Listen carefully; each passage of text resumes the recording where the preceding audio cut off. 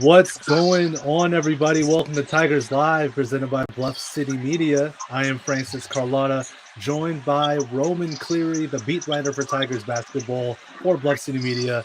Roman, I know we got to be quick. That first half was a rough one. Give me your thoughts.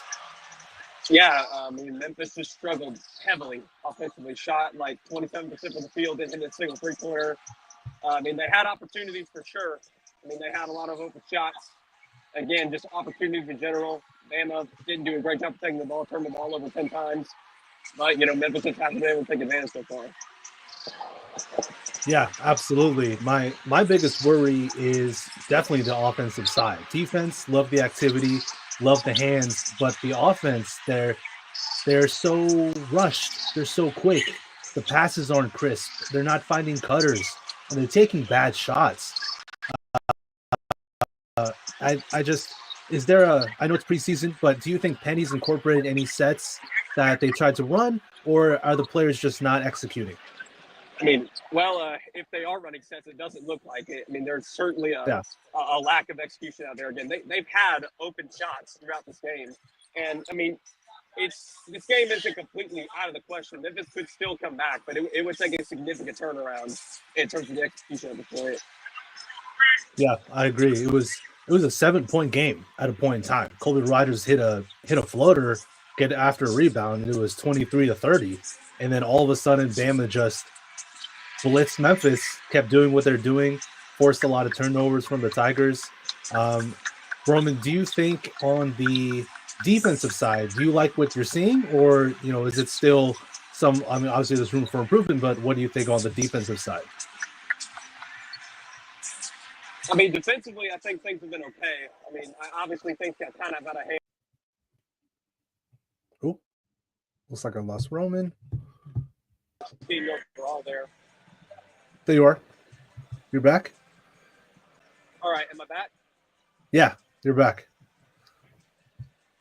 Okay, yeah, but as I was saying, obviously things went off the rails a little bit towards the end of the first half, but overall, I think you have to like what you've been seeing on that end. You got to love the activity, the effort, everything, above. But they have to turn the defense into offense at one point or another if they want to have a chance here.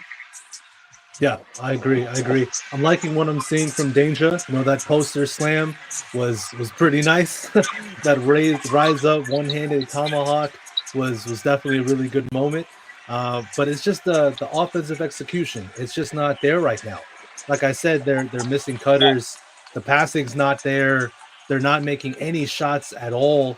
I think personnel-wise, Memphis has the personnel to hit the shots, and they're generating some looks, but they're just not falling right now. So, Roman, I know it's a blowout right now, but what are realistic expectations for the second half of this game? Perhaps Memphis can maybe cut this to a 10-point or so game. Maybe they can get back in it, but it's going to be something to win from this point on. Yeah, I agree. I fully agree. Give me your thoughts on Alabama, too. Obviously, preseason number 2. They look all bit of the part right now. What are your thoughts on Bama? They're just electric, right? Mark Sears is definitely proving his worth as one of the best players, if not the best player in college basketball. And even though they're missing, Grant Nelson and Aiden Sherrill and Chris Youngblood, Latrell Wrightsell, all these injuries that Bama's dealing with right now, and they're still really dominating the AAC favorite in Memphis like this. It's very impressive to see. You're definitely seeing why Bama's one of the favorites to win the national title this year.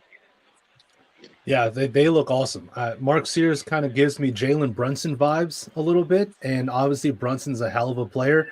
Sears is an absolute bucket with great body control. Obviously not the biggest guy in the world, but he uses his body really well going downhill, and he hits three-pointers like it's none of his business. He's a legit NBA prospect who looks every bit of the part. But yeah, I agree. If Memphis can find a way to cut this lead to, the first 5 minutes anytime it's a blowout is always important in the second half. So if they can string things together, maybe cut it to under 10 with about 10 minutes to go, and let's see where the ball rolls from there. But I know the second half just started, Roman, so you got to get back to covering. So I don't want to take way too much of your time.